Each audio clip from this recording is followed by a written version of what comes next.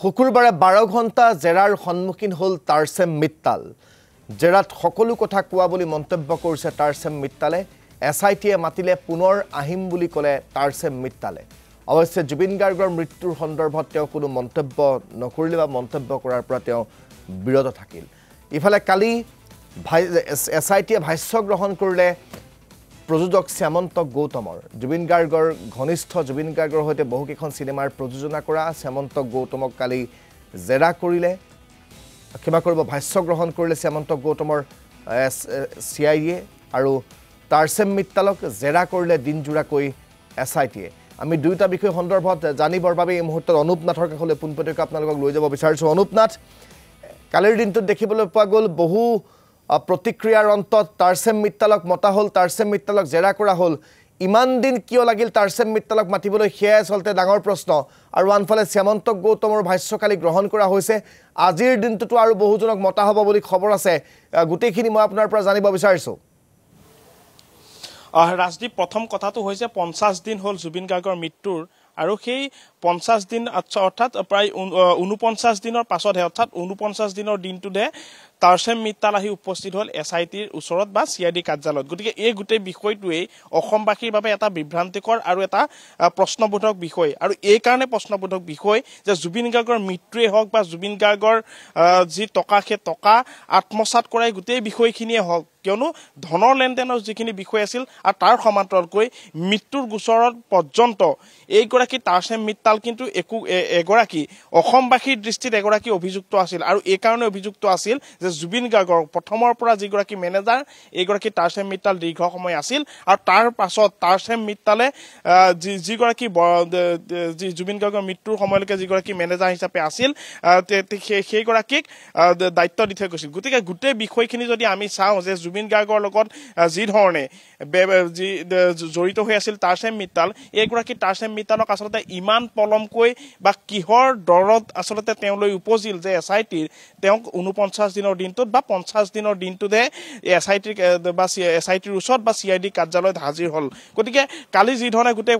কথাখিনি তেওঁ উল্লেখ কৰিলে যে তেওঁক চলোৱা প্ৰায় 11 ঘণ্টা 12 ঘণ্টা জোৰা তেওঁক যিহেতু ভাষ্য ল'লে বা ভাষ্য গ্ৰহণ কৰিলে, এই ভাষ্য গ্ৰহণ কৰা যথেষ্ট পলম হয়। বৰ্তমান পৰ্যন্ত যদি আমি CIDৰ কথা কওঁ বা এছআইটিৰ যদি কথা কওঁ যে বাকচৰ পিছত বাকচ তেওঁলোকে যি তথ্য, সেই তথ্য বৰ্তমান তেওঁলোকে গোটাইছে, যি আদালতত তেওঁলোকে যিহেতু দাখিল কৰিব, গতিকে তাৰপিছত চাৰ্জশ্বিট যিখন আছে সেই চাৰ্জশ্বিট দাখিল কৰিব। গতিকে চাৰ্জশ্বিটৰ বাবে বহুকেইটা বাকচ তেওঁলোকে যি তথ্য, সেই তথ্য বা যি ৰিপৰ্ট আছে, তদন্তৰ ৰিপৰ্ট তেওঁলোকে জমা কৰিছে। গতিকে ইমানখিনিৰ পাছত তাৰছেম মিত্তাল আচলতে 50 দিনৰ পাছত বা 1.5 মাহৰ পিছত আচলতে যে এছআইটিৰ সন্মুখত আহি উপস্থিত হৈ তেওঁৰ ভাষ্য গ্ৰহণ কৰিলে এছআইটিয়ে, এই গোটেই বিষয়টোৱে কিন্তু এটা ডাঙৰ বিষয় হৈ থাকিব অসমবাসীৰ দৃষ্টিত আৰু ডাঙৰ এটা প্ৰশ্নবোধক হৈ ৰ'ব। যে প্ৰশ্ন এইটোৱেই যে এইগৰাকী তাৰছেম মিত্তালক ইমান পলমকৈ এছআইটিয়ে কেলৈ তলব কৰিলে বা CID কাৰ্যালয়ত ইমান পলমকৈ তাৰছেম মিত্তাল আহি কিয় উপস্থিত হ'ল। গতিকে গোটেই বিষয়টো আমি উল্লেখ যদি কৰোঁ যে সিদ্ধাৰ্থ শৰ্মা যিগৰাকী আশীৰ্বাদত জুবিন গাৰ্গৰ মেনেজাৰ হৈছিল তাৰছেম মিত্তাল, এইগৰাকী তাৰছেম মিত্তালৰ ওপৰত এই ধৰণৰ অভিযোগ আছিল যে তাৰছেম মিত্তালৰ এটা অংশ যে জুবিন গাৰ্গৰ যি ৰয়েলিটি, সেই ৰয়েলিটিৰ বা যি টকা, সেই টকাৰ এটা অংশ তাৰছেম মিত্তাললৈ গৈছিল। আৰু আনহাতে দেখা পোৱা গৈছিল যে এইগৰাকী তাৰছেম মিত্তালে যিহেতু সিদ্ধাৰ্থ শৰ্মাক জুবিন গাৰ্গৰ মেনেজাৰ হিচাপে নিযুক্তি দিয়াইছিল বা তেওঁক দায়িত্বৰ বাবে দিছিল। গতিকে এই গোটেই বিষয়খিনি যে তাৰছেম মিত্তালৰ সৈতে কেনেধৰণৰ ঘনিষ্ঠতা আছিল সিদ্ধাৰ্থ শৰ্মা, সেইখিনি বিষয় আৰু অসমবাসী বুজিবলৈ বাকী নাই বা অসমবাসীয়ে স্পষ্টকৈ জানে। আৰু তাৰছেম মিত্তালৰ সৈতে কি ধৰণে ঘনিষ্ঠ, তাৰছেম মিত্তালৰ সৈতে আচলতে ধনৰ লেনদেন হৈছিল নেকি, এই গোটেই বিষয়খিনিৰ কাৰণে এছআইটিয়ে তাৰছেম মিত্তালক মাতিলে হয়, কিন্তু যথেষ্ট পলমকৈ কিয় মাতিলে, বা আন যিসকলক এছআইটিয়ে ইয়াৰে তলব কৰা হৈছিল বা CID কাৰ্যালয়লৈ তলব কৰিছিল, তেওঁলোকৰ ভাষ্য গ্ৰহণ কৰিলে যেন একেবাৰে শেষৰ অংশৰ বাবেহে বা একেবাৰে যেন কনক্লুজনৰ সময়তহে এইগৰাকী তাৰছেম মিত্তাল আচলতে প্ৰয়োজন হ'ল নেকি এছআইটিৰ। এই গোটেই বিষয়খিনি পূৰ্বে তাৰছেম মিত্তালৰ বিষয়খিনি অহাই নাছিল যে তদন্তৰ ক্ষেত্ৰত তেওঁ সহযোগিতা কৰিব লাগে বা তাৰছেম মিত্তাল আহি CID কাৰ্যালয়ত উপস্থিত হ'ব লাগে বা হাজিৰ হ'ব লাগে, এছআইটিয়ে তেওঁক জেৰা চলাব লাগে। এই গোটেই বিষয়খিনি যে প্ৰথম পৰ্যায়ত কোনো ধৰণৰ প্ৰয়োজন বোধ কৰাই নাছিল নেকি। যদি প্ৰয়োজন বোধ কৰিছিল, আচলতে কাৰ আশীৰ্বাদত এইগৰাকী তাৰছেম মিত্তাল এছআইটিৰ কাৰ্যালয়ত উপস্থিত নোহোৱাকৈ বা CID কাৰ্যালয়ত উপস্থিত নোহোৱাকৈ তেওঁ আছিল গতিকে গোটেই বিষয়খিনি যেহেতু অসমবাসীৰ সন্দেহ আৰু ৰহস্যৰ আৱৰ্তৰ একোটা বিষয় গতিকে কি ধৰণৰ তাৰসেম মিত্তালৰ পৰা যেহেতু শেহতীয়াকৈ হলেও যে তেওঁ যি তথ্য বা তেওঁ যি ভাষ্য সেই ভাষ্য গ্ৰহণ কৰিলে যে এই ধৰণৰ বা তেওঁ ভাষ্য গ্ৰহণ কৰা বিষয় কি ধৰণে চাৰ্জশ্বিটত স্থান পায় বা চাৰ্জশ্বিটত এইগৰাকী তাৰসেম মিত্তালয় যিখিনি কথা উল্লেখ কৰিলে সেই উল্লেখ কৰা বিষয়খিনি কি ধৰণে স্থান দিয়া হয় এই গোটেই বিষয়খিনি কিন্তু পৰৱৰ্তী সময়ত অৰ্থাৎ চাৰ্জশ্বিটত উল্লেখ কৰা গোটেই বিষয়খিনিতে আচলতে জল পটপট হৈ পৰিব যে তাৰসেম মিত্তালক আচলতে কি ধৰণে সংযোজন কৰা হৈছে জুবিন গাৰ্গৰ মৃত্যুৰ ঘটনাক লৈ তাৰসেম মিত্তালক কি ধৰণে আচলতে জড়িত কৰোৱা হৈছে বা তাৰসেম মিত্তালৰ যি ভাষ্য আছিল সেই ভাষ্য আচলতে গ্ৰহণযোগ্যতা হ'ল নে আচলতে তাৰসেম মিত্তালৰ ভাষ্য কোনো প্ৰয়োজনেই নহল চাৰ্জশ্বিটৰ বাবে এই গোটেই বিষয়খিনি কিন্তু অসমবাসীয়ে সকলো আচলতে জল পটপটকৈ দেখিব আৰু সেই গোটেই বিষয়খিনি দেখিবলৈ চাৰ্জশ্বিটৰ সময়লৈকে ৰখিব লাগিব কিয়নো চাৰ্জশ্বিটত আচলতে কি কথাখিনি উল্লেখ কৰা হয় জুবিন গাৰ্গৰ মৃত্যুৰ কথা আৰু আনফালে যদি চাওঁ আমি তেন্তে জুবিন গাৰ্গৰ যি অৰ্থনৈতিক যি লেনদেন আছিল বা জুবিন গাৰ্গক আচলতে ব্যৱহাৰ কৰি যি ধৰণে কামখিনি কৰিছিল অৰ্থনৈতিক লেনদেন হৈছিল এই লেনদেনৰ বিষয়খিনি দুইটা বিষয়তে আচলতে তাৰসেম মিত্তাল কি ধৰণে জড়িত আছিল বা তাৰসেম মিত্তাল জড়িত হৈছিল নেকি এই গোটেই বিষয়খিনি কিন্তু চাৰ্জশ্বিটতহে উল্লেখ কৰিব আৰু যদি চাৰ্জশ্বিটত এই কথাখিনি নাহে তেন্তে আচলতে কিহৰ বাবে বা তাৰসেম মিত্তালৰ ওপৰত কাৰোবাৰ আশীৰ্বাদ আছিল নেকি এই গোটেই বিষয়খিনিও কিন্তু অসমবাসীৰ দৃষ্টিত একোটা সন্দেহজনক বিষয় হৈ থাকিব ৰাজদীপ ধন্যবাদ জ্ঞাপন কৰিছোঁ আপোনাক এই মুহূৰ্তৰ সবিশেষ জনোৱাৰ বাবে তাৰ বিপৰীতে যদি মই আপোনাৰ পৰা জানিবলৈ যাওঁ কালিৰ দিনটোত তাৰসেম মিত্তালক জেৰা কৰাৰ উপৰিও কালি CIDয়ে দেখিবলৈ পোৱা গ'ল যে 10গৰাকীকৈ বীৰ লাচিত সেনাৰ নেতা সদস্যক গ্ৰেপ্তাৰ কৰিলে নিজৰ জিম্মাত ল'লে কালি আৰক্ষীৰ জিম্মাৰ পৰা CIDয়ে নিজৰ জিম্মাত লৈছে ৰন্তু পানী ফুকন বিকাশ অসমসহ 10জনকৈ বীৰ লাচিত সেনাৰ নেতাক সেই বিষয়টো সন্দৰ্ভত মই আপোনাৰ পৰা জানিব বিচাৰিম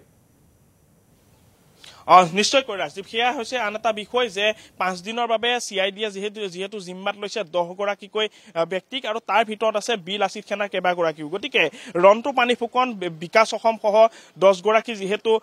CID কাৰ্যালয়লৈ কালি লৈ অহা হৈছে আৰু কাৰাগাৰৰ পৰা তেওঁলোকক গ্ৰেপ্তাৰ কৰিছে 20/2025 যিটো গোচৰ নম্বৰ আছে CIDৰ এই গোচৰত তেওঁলোকক গ্ৰেপ্তাৰ কৰা হৈছে আৰু গ্ৰেপ্তাৰ কৰি বীৰ লাচিত সেনাৰ আচলতে এনে ধৰণৰ ধন দাবী হওক বা অপহৰণ কাণ্ড হওক গোটেই বিষয়খিনি অপৰাধমূলক যিকোনো কামত আচলতে তেওঁলোক জড়িত হৈ থকাৰ যেহেতু বহুকেইখন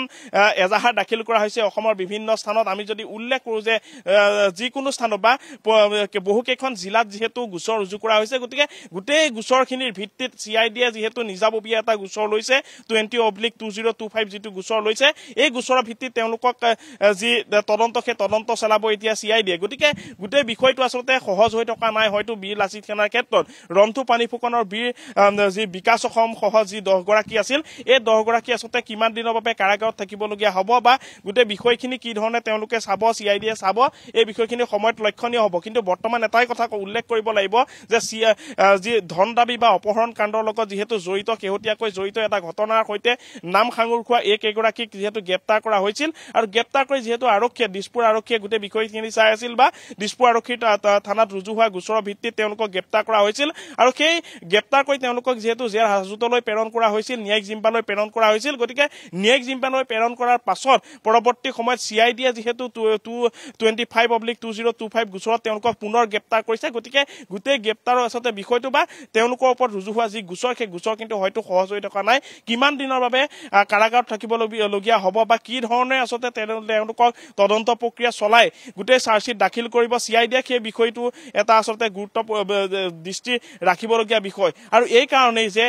বহুকেইগৰাকী আচলতে ব্যৱসায়ীৰ পৰা ধন দাবী কৰা তেওঁলোকৰ বিৰুদ্ধে গোচৰ আছে বা অভিযোগ আছে সমান্তৰালকৈ আন যি তেওঁলোকৰ ওপৰত অভিযোগ আছে অপহৰণ কাণ্ডৰ দৰে এটা যথেষ্ট গুৰুত্বপূৰ্ণ বা যথেষ্ট আচলতে ডাঙৰ এটা অভিযোগ আছিল সেই অভিযোগৰ ভিত্তিত তেওঁলোকক যেহেতু CIDয়ে বিষয়টো নিজাববীয়াকৈ এটা গোচৰ ৰুজু কৰিছে গতিকে গোটেই বিষয়টোৰ ওপৰত তেওঁলোকে যেহেতু তদন্ত অব্যাহত ৰাখিব 5 দিনৰ আৰু যি CID জিম্মাত লৈছে গতিকে CIDৰ যিখন যি থানা আছে সেই CID থানাত তেওঁলোকক ৰখা হৈছে আৰু CID থানাত ৰাখি তেওঁলোকক 5 দিন জেৰা চলোৱা হ'ব আৰু এই জেৰা চলোৱাৰ অন্তত তেওঁলোকক যিহেতু কোৰ্টত হাজিৰ কৰোৱা হ'ব গতিকে কোৰ্টত হাজিৰ কৰাৰ পিছত কি ধৰণৰ গোটেই বিষয়খিনি আচলতে ৰূপ লয় বা গোটেই গোচৰটো কি ধৰণে আচলতে তেওঁলোকে তথ্যখিনি সংগ্ৰহ কৰে বা তথ্য পায় কিয়নো এজাহাৰ ইখনৰ পাছত সিখনকৈ বহুকেইখন জিলাত যিহেতু বিল আছিদ খানাৰ বিৰুদ্ধে বা এই কেইগৰাকী নেতাৰ বিৰুদ্ধে বিল আছিদ খানাৰ যি সদস্য আছিল বা বিল আছিদ খানাৰ যি কেইগৰাকী বিষয়া আছিল এই বিষয়াসকলৰ বিৰুদ্ধে যি ৰুজু কৰা হৈছিলে গোচৰ সেই গোচৰৰ ভিত্তিত কি ধৰণৰ তথ্য তেওঁলোকে সংগ্ৰহ কৰে CIDয়ে আচলতে গোটেই তথ্যখিনি কি ধৰণে সংগ্ৰহ কৰি চাৰ্জশ্বিট দাখিল কৰে এই গোটেই বিষয়খিনিৰ ওপৰতহে পৰৱৰ্তী সময়ত স্পষ্ট হ'ব যে বিল আছিদ খানাই আচলতে কি ধৰণে অপহৰণ কাণ্ডৰ লগত জড়িত আছিল বিল আছিদ খানাই কি ধৰণে ধন দাবীৰ লগত জড়িত আছিল বিল আছিদ খানাই বাৰম্বাৰ কোনো ব্যৱসায়িক টাৰ্গেট কৰি তেওঁলোকক ধন দাবী কৰিছিল নেকি বা বিল আছিদ খানা আচলতে জাতীয় স্বাৰ্থত নহয় তেওঁলোকে অৰ্থনৈতিক স্বাৰ্থত একোটা সংগঠন তেওঁলোকে সৃষ্টি কৰিছিল নেকি এই গোটেই বিষয়খিনি কিন্তু CIDৰ যি জেৰা বা CIDৰ যি তদন্ত সেই তদন্ত প্ৰক্ৰিয়াত স্পষ্ট হ'ব ৰাজদীপ ধন্যবাদ জ্ঞাপন কৰিছো অনুপ আমাক সবিশেষ জনোৱাৰ বাবে